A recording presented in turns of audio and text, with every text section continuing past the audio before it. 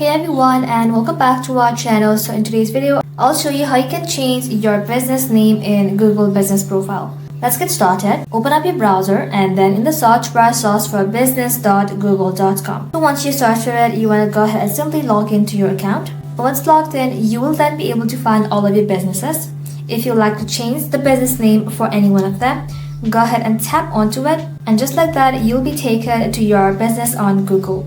From here, go ahead and select Edit Profile, and then go ahead and simply tap on this pencil icon beside a business name.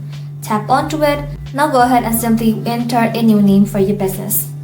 Once you have entered it, you want to go ahead and simply tap on Save, and just like that, after saving, Google will review your changes. It can take up to 3 days for the name change to appear across Google Search and Maps. And that's it. Your business name on Google Business Profile has been updated. Thank you for watching. If this video was helpful, leave a like and sub, and I'll see you in the next one.